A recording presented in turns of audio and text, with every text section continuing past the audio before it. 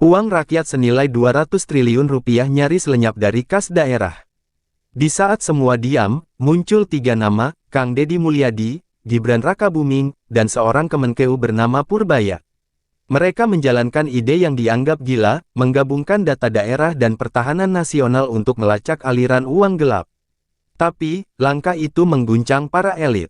Mereka dituduh, difitnah, bahkan nyaris dibongkar. Sampai akhirnya, Prabowo Subianto turun tangan sendiri. Inilah kisah di balik operasi rahasia yang hampir menggulingkan kekuasaan. Purbaya terkejut. Ide gila KDM dan Gibran selamatkan uang daerah 200 triliun. Langit Jakarta sore itu berwarna kelabu, seolah tahu ada badai yang sebentar lagi akan mengguncang negeri. Di ruang redaksi kecil yang dipenuhi tumpukan dokumen dan kopi dingin, Purbaya menatap layar laptopnya dengan dahi berkerut. Sebuah file anonim baru saja masuk ke surelnya. Nama pengirim tidak jelas, hanya satu kalimat di subjek, lihat halaman 47. Ia membuka dokumen itu, laporan audit BPK daerah, dan di sana, di baris ketiga, tertulis angka yang membuat dadanya berhenti berdetak sesaat, 200 triliun rupiah. 200 triliun rupiah. Dana daerah yang seharusnya digunakan untuk rakyat, hilang tanpa jejak.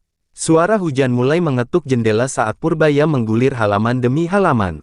Semakin ia membaca, semakin jelas kebusukan itu, proyek fiktif, rekening ganda, dan penarikan tunai dalam jumlah absurd oleh pejabat daerah yang namanya ditutupi kode. Tidak mungkin sebesar ini, gumamnya pelan. Tapi angka tak bisa berbohong. Ia mencatat, mencetak, menandai. Purbaya tahu, jika data ini benar, ini bukan sekadar skandal. Ini ancaman terhadap keutuhan bangsa. Teleponnya berdering tiba-tiba. Nomor tak dikenal. Suara di seberang serak dan terburu-buru. Kau Purbaya, jangan buka semua file itu di jaringan umum. Mereka sedang memantau. Kalau kau mau tahu siapa di balik ini, temui aku di Cikini malam ini. Sendirian. Sebelum sempat bertanya, sambungan terputus. Purbaya menatap layar ponsel lama, napasnya berat. Ia bukan orang baru di dunia jurnalisme investigatif, tapi baru kali ini ia merasa seperti sedang menatap jantung gelap negara sendiri. Malam itu, Purbaya berjalan menyusuri gang sempit Cikini dengan mantel hujan panjang. Di ujung gang, seorang pria tua berpeci menunggunya di bawah payung robek. Dari tangan pria itu, Purbaya menerima amplop coklat lusuh bertuliskan huruf besar, KDM. Di dalamnya ada selembar kertas berisi catatan tangan dan foto, Kang Deddy Mulyadi, tersenyum di tengah pertemuan dengan beberapa pejabat muda, salah satunya adalah Gibran Rakabuming. Dan di bagian bawah, satu kalimat ditulis tegas. Mereka tahu cara menyelamatkannya. Purbaya memandang kertas itu lama, sementara petir menyambar langit kota. Otaknya berputar cepat. Siapa yang, mereka, maksud? Dan bagaimana mungkin dua tokoh itu terlibat dalam sesuatu sebesar ini? Hujan semakin deras, tapi di dalam dada Purbaya, badai yang lebih besar baru saja dimulai.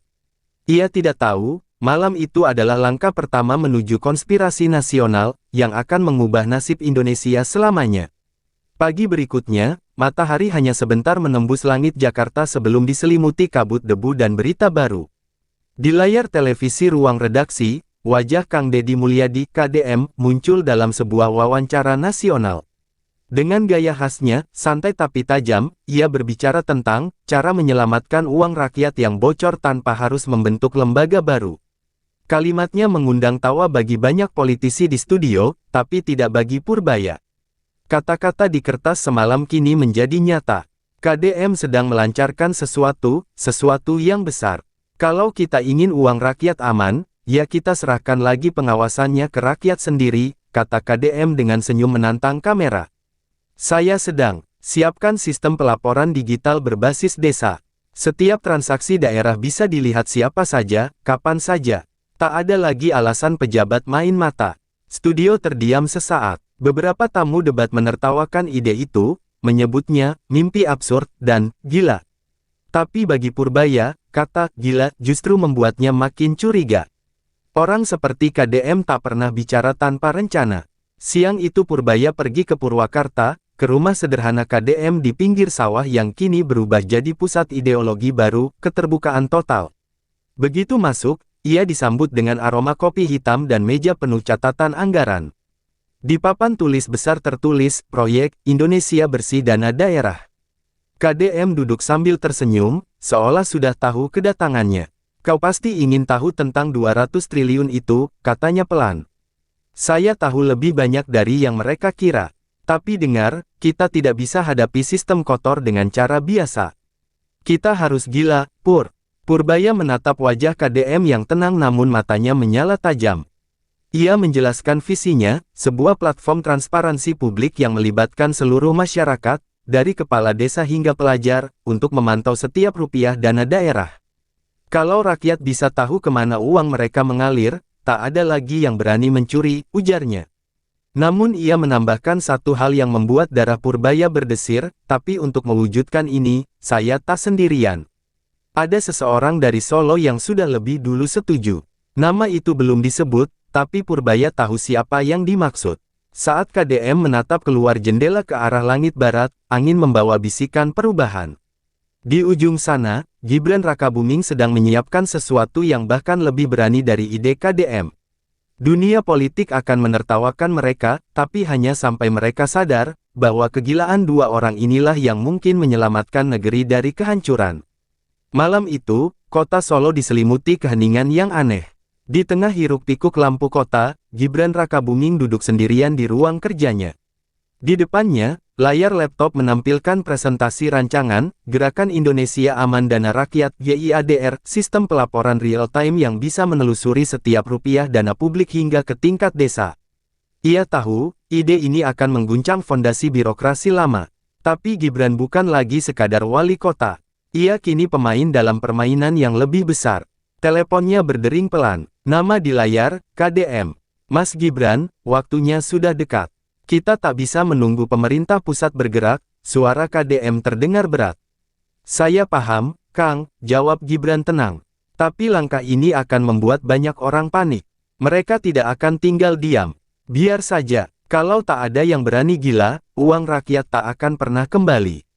Setelah percakapan itu, Gibran membuka peta digital seluruh Indonesia. Titik-titik merah berkedip di puluhan provinsi, menandakan daerah dengan laporan keuangan bermasalah. Ia terdiam. 200 triliun bukan sekadar angka di atas kertas. Itu sekolah yang tak pernah dibangun, jalan yang tak pernah diaspal, dan rumah sakit yang tak pernah selesai. Ini bukan soal politik lagi, gumamnya. Ini soal harga diri bangsa. Beberapa hari kemudian, Gibran mengundang tim teknolog muda dan beberapa mantan auditor independen. Di ruang rapat kecil Balai Kota Solo, mereka berdiskusi tentang cara menghubungkan seluruh transaksi daerah ke sistem pusat berbasis blockchain, transparan, dan tak bisa dimanipulasi. Seorang staf muda bertanya dengan ragu, "Pak, kalau proyek ini berhasil, banyak pejabat akan kehilangan sumber mereka." Gibran hanya tersenyum. Lebih baik mereka kehilangan sumber haram, daripada rakyat kehilangan masa depan. Sementara itu, di Jakarta, Purbaya menerima pesan misterius di ponselnya. GIADR aktif di Solo. Data awal terkunci. Jangan biarkan mereka menghentikannya. Purbaya menatap layar dengan napas berat. Ia tahu, apa yang sedang terjadi di Solo bukan sekadar proyek daerah. Ini adalah awal revolusi sistem keuangan negara. Dan di balik ketenangan Gibran, tersembunyi keberanian yang akan segera mengundang badai politik paling besar dalam sejarah modern Indonesia. Angin malam berhembus kencang dari utara Jakarta, membawa aroma laut dan kecemasan. Purbaya menatap papan besar di ruang redaksinya, penuh tempelan kertas, garis merah, dan nama-nama yang mulai tersambung seperti jaring laba-laba. Di tengahnya, ia menulis dengan spidol tebal, 200 triliun, GIADR, KDM, Gibran. Setiap garis baru yang ia tambahkan justru membuka lebih banyak rahasia, bukan jawaban. Semakin dalam ia menggali, semakin jelas bahwa ini bukan hanya tentang dana daerah, tapi perang senyap antara dua dunia, kejujuran dan kekuasaan. Ia menelusuri catatan keuangan daerah dari Sumatera hingga Papua, mencocokkan dengan data bocoran yang dikirim oleh sumber-sumber anonim. Angkanya gila, ada dana yang cair tanpa proyek, tanda tangan ganda, dan perusahaan fiktif yang muncul hanya sehari sebelum transaksi terjadi. Tapi yang paling membuatnya terpaku adalah pola yang berulang, setiap transaksi besar berakhir di satu jalur server yang sama, pusat data lama di Solo. Jadi di sanalah semuanya bermula, gumamnya, menatap layar yang kini memunculkan simbol GIADR. Namun langkahnya tidak berjalan mulus. Sore itu, dua orang tak dikenal datang ke kantor redaksinya, mengaku hanya ingin berbincang. Tatapan mereka tajam, nada suaranya datar tapi penuh ancaman. Pak Purbaya, sebaiknya Anda berhenti menulis soal dana itu. Tidak semua kebenaran layak dibuka sekarang. Purbaya menatap mereka tanpa gentar. Kalau bukan sekarang, kapan lagi? Negara ini sudah terlalu lama ditipu angka. Salah satu dari mereka menepuk meja, meninggalkan kartu nama tanpa nama, hanya logo Lembaga Keamanan Negara. Sesaat setelah mereka pergi, listrik kantornya padam. Server berita tempat ia menyimpan data tiba-tiba lenyap dari sistem. Namun sebelum rasa takut sempat merayap, laptopnya menyala sendiri. Sebuah pesan muncul di layar. Jangan khawatir, data aman. Kami sudah backup dari Solo, G. Purbaya terpaku. Huruf G itu tak butuh diterjemahkan. Gibran tahu ia sedang diserang.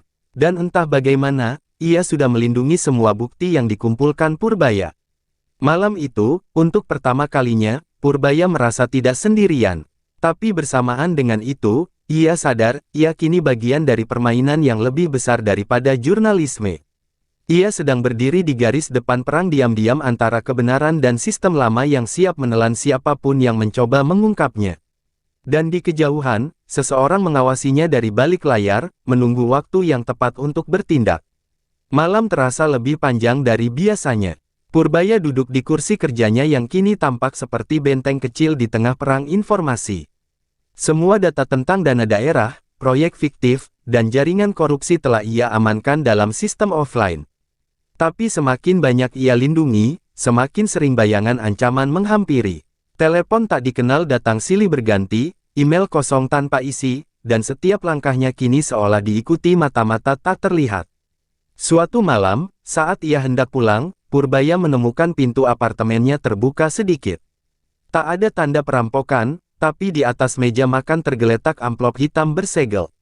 Di dalamnya hanya ada satu foto, dirinya sedang bertemu dengan KDM di Purwakarta, dan di belakang foto itu tertulis tangan kasar. Kau terlalu dalam, Pur. Mundur sebelum terlambat. Tangan Purbaya bergetar, tapi bukan karena takut. Ia tahu ancaman seperti ini hanyalah ujian awal. Namun di dalam dadanya, muncul satu tanya besar, siapa yang mengambil foto itu? Siapa yang tahu setiap langkahnya? Bahkan dari jarak sedekat itu. Keesokan harinya, redaksinya mendapat surat resmi, investigasi Purbaya ditangguhkan. Atasan yang selama ini membelanya tampak ketakutan, suaranya bergetar saat berkata, ada tekanan dari atas, Pur. Kau harus berhenti sementara, ini perintah. Tapi Purbaya hanya diam. Ia mengemas berkas-berkasnya, menatap sekeliling ruangan yang kini terasa seperti penjara sunyi bagi kebenaran. Saat ia melangkah keluar, ia sadar, musuhnya bukan lagi orang luar. Mereka ada di dalam sistem itu sendiri. Di tengah keputusasaan itu, sebuah pesan anonim masuk ke ponselnya. Jangan percaya siapapun, termasuk redaksimu sendiri. Pergi ke tempat ini, koordinat terlampir. Ada seseorang menunggumu. Tanpa pikir panjang, Purbaya mengikuti petunjuk itu. Malam gelap, jalan sepi, dan hanya lampu redup yang menerangi sebuah gudang tua di pinggiran Jakarta. Di sana, seorang pria berseragam sipil menunggunya. Dari nada bicaranya, jelas ia bukan orang biasa. Saya dari kementerian, tapi bukan untuk menangkapmu. Menteri kami sudah tahu apa yang kau kerjakan. Ia ingin kau teruskan. Purbaya menatapnya dengan curiga. Menteri, siapa yang kau maksud? Pria itu hanya tersenyum tipis, menyerahkan surat kecil berlogo Garuda dan berkata pelan. Bacalah, dia satu-satunya yang berani melindungimu. Namanya, Prabowo Subianto. Hening mendadak memenuhi ruangan. Di dada Purbaya, rasa takut perlahan berganti menjadi keyakinan. Jika benar Prabowo tahu dan terlibat, berarti ini bukan lagi sekadar investigasi jurnalis. Ini adalah misi penyelamatan negara, dan ia kini resmi menjadi bagian dari operasi yang akan mengguncang seluruh kekuasaan.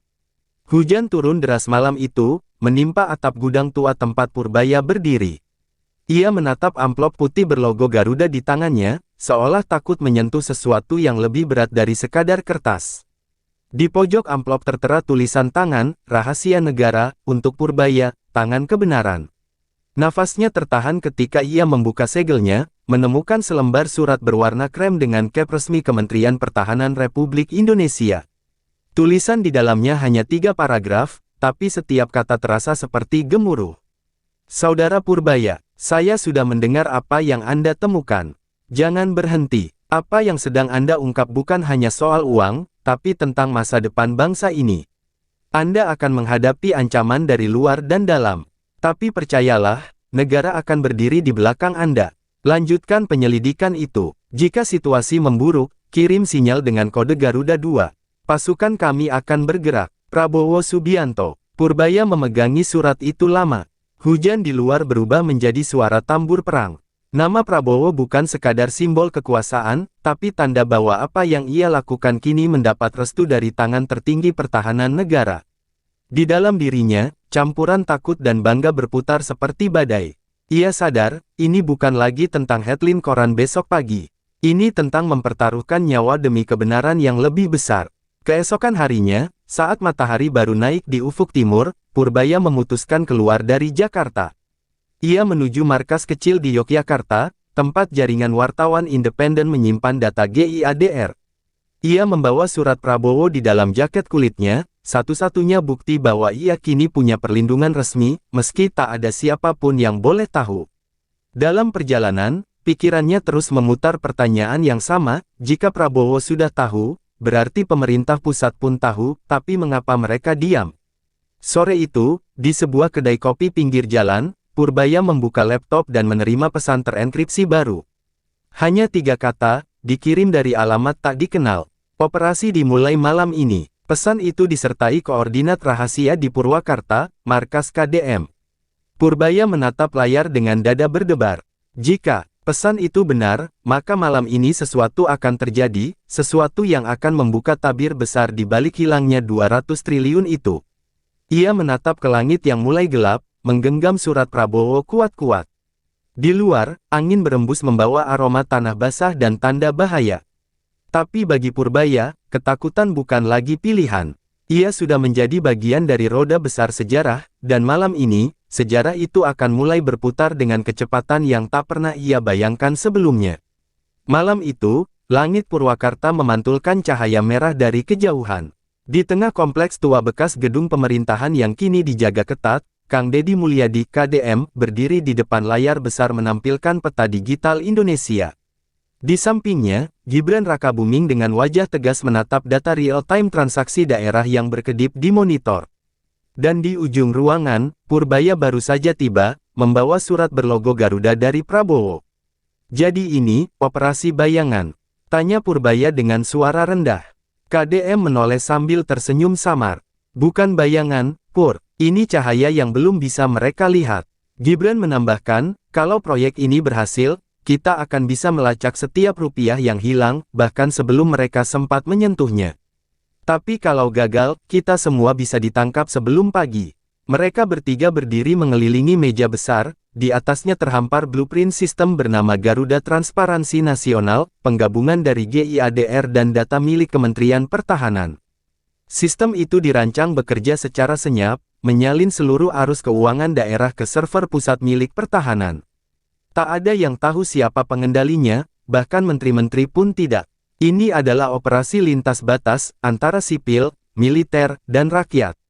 Ketika jam menunjuk pukul 23, KDM memberi aba-aba. Seorang teknisi muda mengetik cepat di komputer.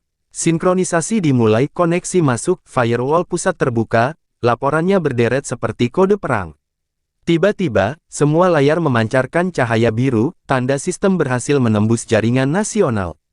Dalam hitungan detik, ribuan transaksi daerah mulai muncul di layar, dari proyek fiktif, rekening siluman, hingga nama-nama yang tak seharusnya muncul. Purbaya menatap tak percaya. Astaga, ini lebih besar dari dugaan kita semua. Gibran menjawab datar, dan sekarang, mereka juga tahu kita ada di sini. Alarm darurat berbunyi. Sistem keamanan pusat mendeteksi aktivitas anomali. Di luar gedung, suara kendaraan militer terdengar mendekat. KDM tetap tenang. Ia menatap Gibran dan Purbaya lalu berkata, jangan panik. Ini hanya awal. Prabowo sudah tahu langkah kita. Dia akan mengalihkan perhatian mereka. Purbaya menggenggam surat di sakunya, merasakan getaran ponselnya, pesan singkat dari nomor tanpa nama. Garuda 2 aktif. Teruskan misi. Waktu kalian terbatas. Lampu padam sesaat kemudian, dan ruangan gelap total. Tapi di tengah kegelapan itu, sistem Garuda Transparansi telah hidup, diam-diam menyalin seluruh kebenaran ke tempat yang tak bisa dijangkau siapapun. Malam itu, operasi bayangan resmi dimulai. Dan tanpa mereka sadari, langkah itu telah membuka babak baru. Konspirasi elit yang selama ini bersembunyi di balik kekuasaan kini tahu, musuh mereka bukan hanya politisi, tapi kebenaran itu sendiri. Jakarta kembali bergemuruh. Di balik dinding-dinding tinggi hotel mewah di kawasan Sudirman, pertemuan rahasia berlangsung dengan penjagaan ketat. Di meja bundar berlapis kaca itu duduk 5 orang pria berjas gelap, wajah-wajah yang selama ini menghiasi panggung politik dan ekonomi negeri. Mereka bukan sekadar pejabat, tapi pengendali arus uang daerah selama puluhan tahun. Dan malam itu, satu nama menjadi pusat amarah mereka, KDM. Lebih besar dari, dia sudah melangkah terlalu jauh, kata salah satu dari mereka, suaranya berat seperti batu. Sistem yang mereka buat telah menembus jalur aman kita. Jika Garuda Transparansi dibiarkan hidup, semua rekening bayangan akan terbuka. Pria lain, beruban dan dingin, menatap layar besar yang menampilkan wajah Gibran dan Purbaya. Anak presiden itu licik. Dia pakai citra rakyat untuk menutupi langkahnya. Dan jurnalis itu, dialah penghubung. Kita habisi dua-duanya, cepat dan bersih. Di ruangan itu juga hadir seorang wanita elegan, mantan pejabat tinggi yang kini jadi penasehat bayangan. Dengan nada sinis ia berkata, jangan gegabah. Mereka dilindungi Prabowo. Kalian ingin perang terbuka. Hening sejenak, hanya suara denting gelas kopi yang terdengar. Lalu pria beruban itu menjawab datar, Prabowo bukan Tuhan. Semua orang punya titik lemah. Dan kami tahu di mana harus menekan. Sementara itu, Purbaya di Yogyakarta menerima laporan dari jaringan wartawan bawah tanah, sistem Garuda telah diretas. Sebagian data bocor dan beredar di pasar gelap digital. Namun anehnya, data itu justru dimanipulasi, membuat seolah KDM dan Gibran yang melakukan penyalahgunaan dana. Media mulai panas. Headline pagi menulis besar-besar, KDM dan Gibran terlibat dalam skandal teknologi dana 200 triliun. Purbaya menggenggam koran itu dengan rahang mengeras. Mereka menyerang lewat opini publik, gumamnya. Ini bukan sekadar politik, ini sabotase. Di saat yang sama, KDM mengadakan pertemuan tertutup di Purwakarta. Ia tahu semua sedang menuduhnya, tapi wajahnya tetap tenang. Inilah harga dari kebenaran, katanya kepada Gibran yang tampak gelisah. Mereka akan membalik fakta, menghancurkan nama kita, bahkan menciptakan bukti palsu. Tapi percayalah, ketika semua ini selesai, hanya satu hal yang tersisa, siapa yang masih berani berdiri di sisi rakyat. Gibran menatap KDM lama, lalu menyalakan ponselnya. Kalau begitu, saatnya aku bicara ke orang yang lebih tinggi dari mereka. Malam itu, panggilan terenkripsi dikirim langsung ke Kementerian Pertahanan. Hanya satu orang yang bisa menjawabnya. Dan ketika suara berat itu terdengar di ujung sambungan, mereka tahu Prabowo telah turun tangan. Pagi itu, Istana Negara diselimuti suasana yang tak biasa. Para ajudan berlarian membawa map merah bertanda, sangat rahasia, sementara wartawan sudah mengepung gerbang depan dengan mikrofon dan kamera siap siaga. Di ruang rapat tertutup lantai 2, Presiden duduk di kursi utamanya, diam, dengan pandangan tajam menatap layar besar yang menampilkan berita panas, KDM dan Gibran diduga terlibat dalam manipulasi dana 200 triliun. Suara pintu terbuka pelan. Prabowo Subianto melangkah masuk, diikuti oleh 2 perwira tinggi dan staf intelijen. Tanpa basa-basi, ia meletakkan sebuah berkas tebal di meja Presiden. Ini bukan skandal korupsi, Pak. Ini serangan sistematis. Ada operasi bawah tanah yang mencoba menghancurkan integritas negara dari dalam. Presiden mengangkat alisnya. Dan kamu yakin ini bukan ulah mereka sendiri? Prabowo menatapnya tajam. Saya yakin, karena saya tahu siapa dalangnya. Suasana ruangan seketika membeku. Dari berkas itu, Prabowo menampilkan rekaman hasil penyadapan intel militer, percakapan antara 5 tokoh elit yang sedang merencanakan sabotase terhadap Garuda Transparansi. Nama-nama besar muncul di layar, dari pejabat kementerian hingga bos BUMN ternama. Presiden tampak terkejut, sementara Gibran yang ikut hadir di ruangan itu hanya menunduk, menahan emosi. Mereka bukan hanya menyerang proyek ayahmu, tapi menyerang masa depan negara, kata Prabowo lirih. Di sisi lain, Purbaya tengah menyiapkan laporan investigasi di studio berita bawah tanahnya. Ia baru saja menerima potongan data asli dari Garuda Transparansi yang berhasil diselamatkan sebelum sistem diretas. Dalam data itu, terlihat jelas arus uang gelap yang mengalir ke rekening milik beberapa tokoh elit yang kini menuduh KDM dan Gibran. Ia tahu, jika data ini dirilis ke publik, seluruh negeri akan berguncang, tapi juga akan membahayakan banyak nyawa. Kebenaran selalu punya harga, gumamnya sambil menekan tombol upload yang akan menjadwalkan rilis otomatis dalam 24 jam.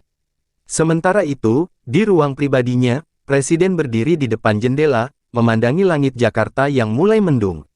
Ia menoleh pada Prabowo dan berkata pelan, kalau mereka benar-benar berani bermain di dalam istana, maka bersihkan semuanya. Tapi lakukan tanpa suara. Prabowo hanya mengangguk. Perintah diterima, Pak Presiden. Operasi Garuda II, kita mulai malam ini. Dan ketika matahari mulai tenggelam di balik gedung-gedung tinggi Jakarta, roda kekuasaan mulai berputar dengan cara yang belum pernah terjadi sebelumnya. Malam itu, istana menjadi medan perang tanpa peluru, di mana kebenaran melawan kebohongan, dan setiap langkah salah bisa berarti akhir dari segalanya. Langit Jakarta malam itu tak bertabur bintang. Hanya kilatan lampu helikopter militer yang berputar di udara, sementara di bawahnya, operasi paling senyap dalam sejarah Indonesia tengah berlangsung. Operasi Garuda II, misi yang dirancang langsung oleh Prabowo Subianto, dijalankan hanya oleh segelintir orang yang bisa dipercaya.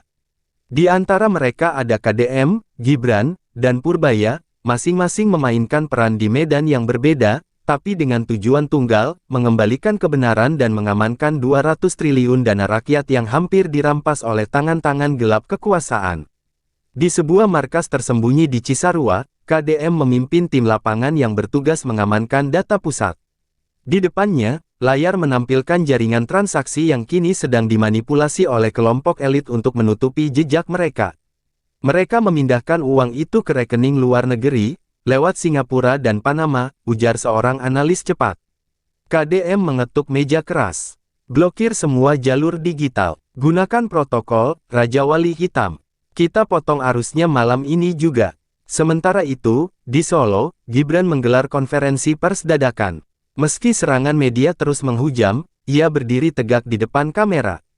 Saya tidak akan mundur. Sistem yang kami bangun bukan untuk kepentingan pribadi, tapi untuk mengembalikan hak rakyat. Jika ada yang menuduh kami korup, biarlah waktu dan data yang berbicara.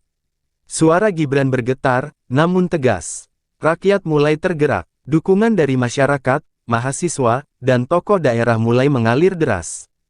Tagar-tagar selamatkan uang rakyat menjadi trending di seluruh media sosial, mengguncang opini publik yang sebelumnya dikendalikan para elit. Di Jakarta, Purbaya menyiapkan serangan terakhir, rilis investigasi besar-besaran yang menyingkap semua nama di balik jaringan korupsi. Namun sebelum publikasi itu naik, servernya diretas. Layar di depannya berkedip, lalu mati. Ia tersentak, seseorang telah menemukan markasnya. Dari luar terdengar langkah kaki berat dan suara mobil berhenti mendadak. Mereka datang lebih cepat dari perkiraan, bisiknya. Ia membuka file terakhir dari sistem cadangan dan mengirimkannya ke kode rahasia bertuliskan, Garuda Haki, PRB1.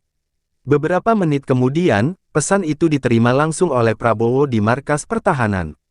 Ia membaca cepat, lalu berkata dingin pada ajudannya. Lindungi KDM dan Gibran. Purbaya dalam bahaya. Siapkan tim penjemput. Ia menatap layar besar yang menampilkan peta digital Indonesia, di mana titik-titik merah menandai para pengkhianat negara yang kini sedang diburu secara senyap.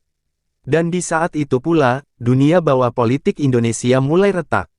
Para elit yang selama ini bermain aman kini saling mencurigai, saling menjebak. Sementara di luar, rakyat mulai sadar, ada perang yang sedang terjadi, bukan dengan senjata, tapi dengan data, kebenaran, dan keberanian. Hujan deras mengguyur Jakarta malam itu. Jalanan licin, dan lampu kota tampak redup di bawah langit gelap.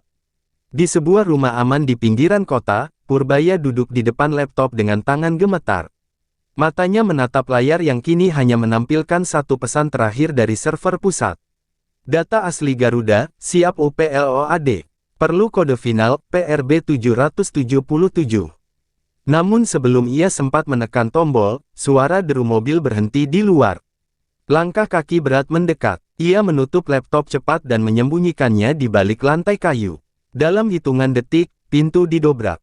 Sekelompok pria berpakaian hitam bersenjata lengkap masuk, tanpa bicara, langsung menodongkan senjata.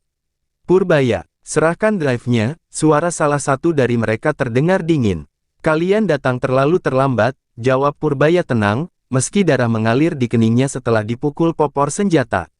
Di tempat lain, KDM menerima laporan dari tim intel militer bahwa Purbaya diserang. Tanpa pikir panjang, ia langsung menuju lokasi bersama dua orang pengawal. Sementara itu, Gibran sudah menyalakan siaran langsung darurat di media nasional. Kita kehilangan koneksi dengan jurnalis utama Garuda, Purbaya. Tapi saya ingin seluruh rakyat tahu, data kebenaran itu sudah di tangan yang benar. Jangan biarkan mereka memutarbalikkan fakta lagi.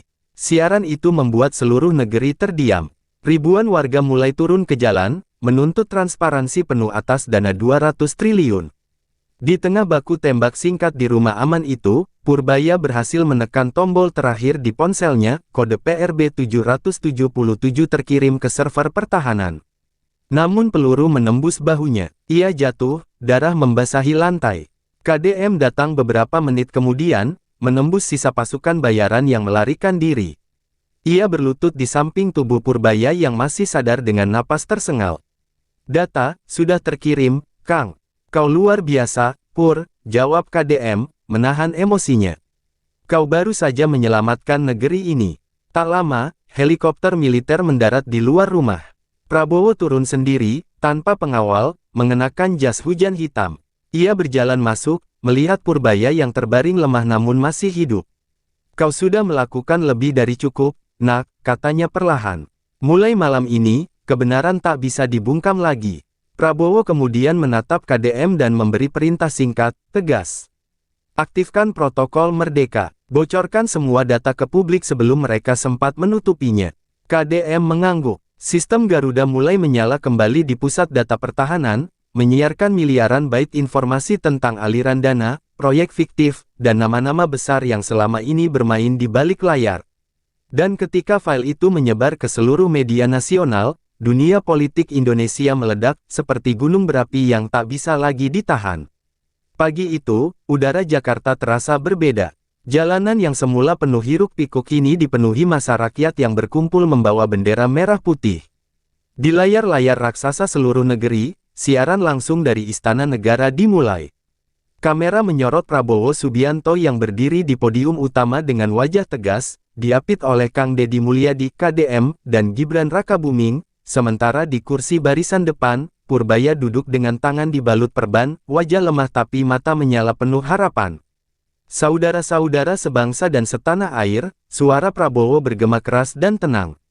Beberapa minggu terakhir, bangsa ini diguncang oleh fitnah, kebohongan, dan pengkhianatan dari orang-orang yang selama ini mengkhianati amanah rakyat. Ia berhenti sejenak, menatap kamera lurus. Namun hari ini, berkat keberanian anak muda, kerja keras pemimpin daerah, dan suara kebenaran dari media bebas, kita berhasil menemukan dan mengamankan 200 triliun rupiah uang rakyat yang hampir hilang. Ribuan orang bersorak. Di luar istana, suara klakson, teriakan, dan tangis bahagia membaur menjadi satu. Untuk pertama kalinya dalam sejarah, transparansi bukan hanya slogan, tapi senjata.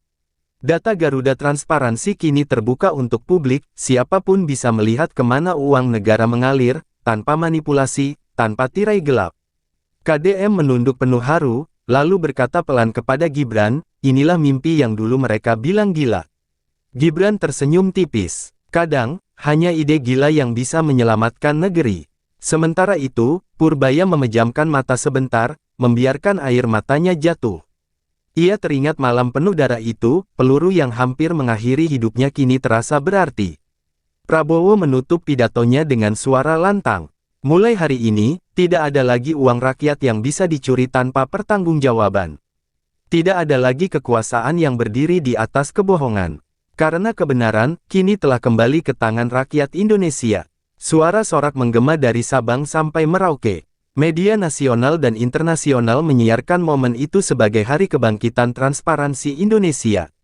Para elit yang berkhianat kini satu persatu ditangkap, dan sistem Garuda dijadikan fondasi baru dalam pengelolaan keuangan daerah. Malam harinya, di teras belakang istana, keempat tokoh itu duduk bersama dalam diam. Angin malam berhembus lembut. Purbaya berkata pelan, "Kita belum menang sepenuhnya, tapi setidaknya, kebenaran masih hidup." KDM tersenyum, dan selama masih ada yang berani bicara, kegelapan tak akan kembali. Prabowo hanya menatap langit, lalu menutup percakapan itu dengan satu kalimat pendek. Negeri ini tidak butuh pahlawan. Negeri ini butuh orang jujur. Langit Jakarta malam itu cerah. Bendera merah putih berkibar di setiap sudut kota. Dan dari balik layar data Garuda, pesan terakhir muncul otomatis. Misi selesai, kebenaran milik rakyat. Dan akhirnya, semua terbukti. Kebenaran yang hampir dibungkam kini berdiri tegak di depan rakyat. 200 triliun kembali ke kas negara, dan sistem Garuda transparansi menjadi senjata baru melawan korupsi. Dari ruang gelap operasi rahasia hingga podium istana, mereka membuktikan bahwa satu ide gila bisa menyelamatkan satu bangsa. Karena kebenaran, tidak butuh banyak orang. Hanya butuh 3 orang yang berani melawan ketakutan. Kalau kamu percaya bahwa negeri ini masih bisa diselamatkan, bantu sebarkan kisah ini, dengan tekan like, tulis pendapatmu di kolom komentar. Dan jangan lupa subscribe agar kamu tak ketinggalan kisah berikutnya di channel ini. Purbaya Cargon, suara kebenaran, suara rakyat.